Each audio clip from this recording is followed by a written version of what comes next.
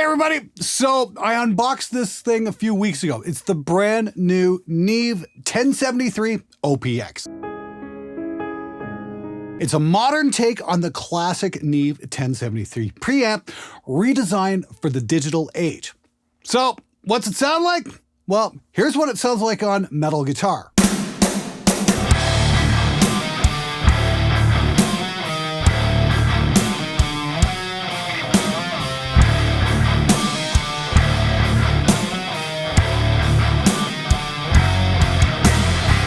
Yeah, I think I might be happy with that result.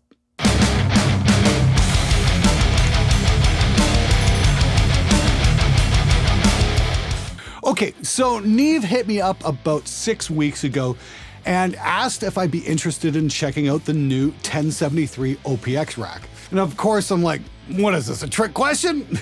Hell yes!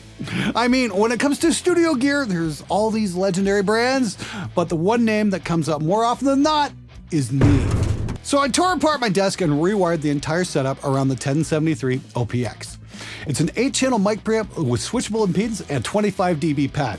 It works with mic, line, and instrument level signals.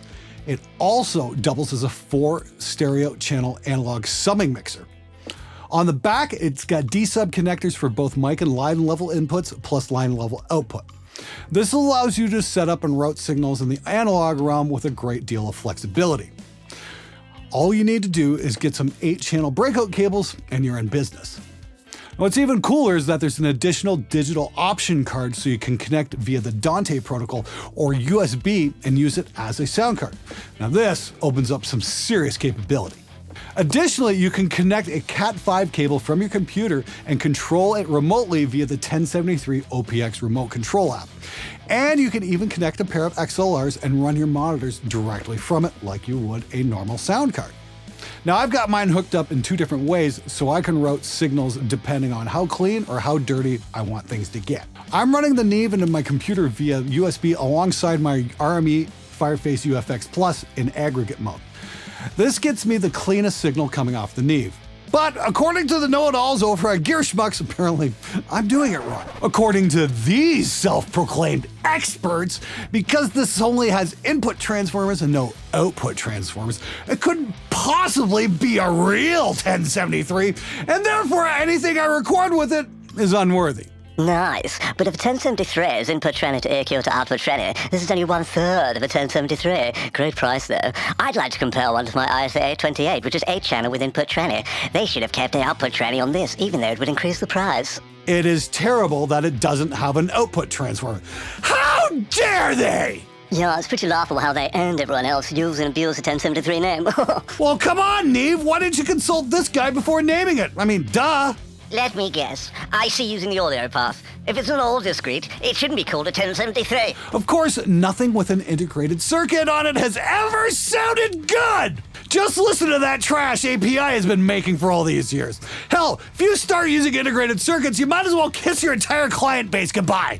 What the hell is Neve thinking trying to move technology forward? No inserts equal a no buy. As useless as an ashtray on a motorbike or tits on a bull. Cheers. Oh, I agree. Neve might as well just throw these directly in the garbage bin after building them. No inserts means it's literally worse than Hitler. Okay, so aside from the condescending gear elite losers that spend way too much time on the forums and not nearly enough time working on their skills, here's a slightly different take from a guy who's actually been using it for a few weeks as opposed to just reading about it online. I was initially concerned about the no inserts bit too, but in my situation, it wasn't a deal breaker. Because this thing is flexible, you've got options when it comes to routing the output. And I was also a little bit worried about the no output faders thing as well. I mean, I've been using a Great River MP to NV since 2004, which is basically a top of the heap 1073 clone. I use those trim pots all the time to keep things under control. Well, here's the thing. While an old school 1073 is stepped in 5 dB increments, the OPX is stepped at 1 dB, meaning you can dial it in way more precisely than the original. Oh, and the digital output has selectable headroom options, so you can run the preamps hotter if you'd prefer. all of a sudden the output transformers become a whole lot less important. In my case, I'm splitting the signal. One set is going to my computer via the USB, and the analog outputs are running directly into my Cranborne 500 ADAT, loaded up with analog EQs and compressors, and then into my RME via the Cranborne's light pipe digital output. And that's the thing, if you absolutely have to have inserts for your analog gear, there's a good chance you've got a spare set of converters kicking around. Use those. Now, I was originally planning on using my Audience ASP 880 for an insert point. It's got 8 converter inputs and would have worked absolutely perfectly.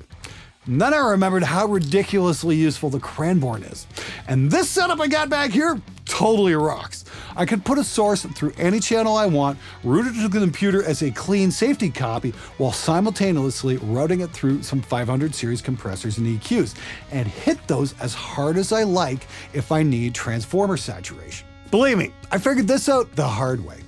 I did a session with acoustic guitar and had to throw out everything I recorded as I forgot I had an EQ engaged for a snare drum on that channel. I was wondering why everything sounded so weird. But I redid the session a few nights later, turned off the EQ, plus I recorded the USB input as well. And it worked like a champ. It's definitely a great safety net feature, and I'd highly recommend using this approach on mission critical tracks, like a vocal. And that's the thing. I've been using the 1073 OPX everywhere. Here's some drums I tracked with it a week ago using the Slate virtual mic system. Overheads and room stereo pairs were a breeze to do with this.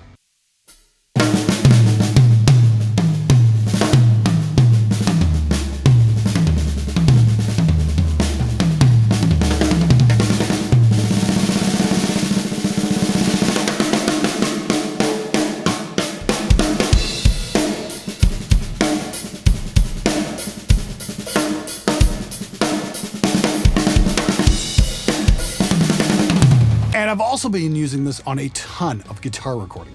I really got into that new Austrian Audio OC818 mic, and having the 1 dB stepping has been fantastic for getting my levels absolutely perfect.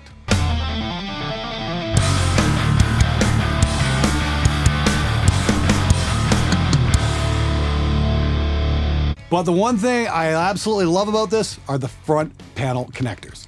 I can plug in a mic, line level or DI right from my desktop with zero dicking around. This is a feature I use a lot in my day-to-day. And what's most important, it's switchable. Sure, the API has front panel connectors, but they don't switch.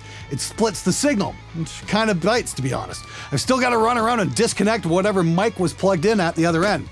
With the Neve, I just hit the FNT button and I am good to go.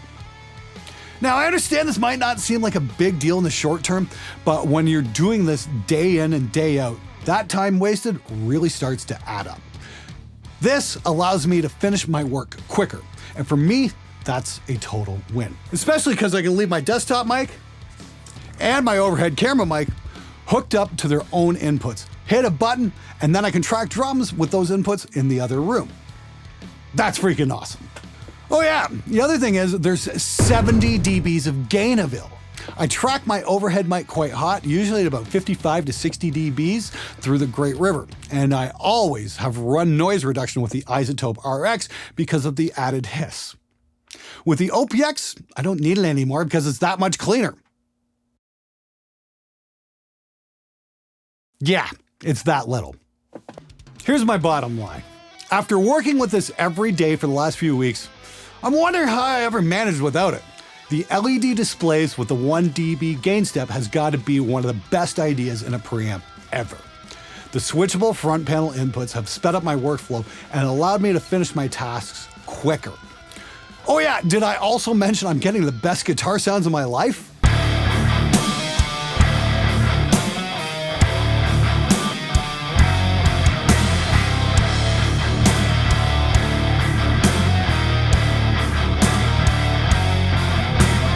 Now, I'll admit, I was a little concerned about the lack of output transformers as well. Why? Because Gearslutz told me to be concerned. I've been working with out transformers and faders for years with my Great River MP to Envy. It's my #1 channel for a reason. It sounds great. But when I got the OPX, I shipped the Great River off to be serviced to fix a long-standing issue. And the funny thing is, I've been working with the OPX for a few weeks now, and I don't miss the Great River even one bit. Not at all. Because I'm thrilled with the sounds that I'm getting out of the OPX. The whole experience has really been enlightening, because it's forced me to realize that maybe I should just try listening with my ears and stop worrying about what some blowhard on a forum wrote.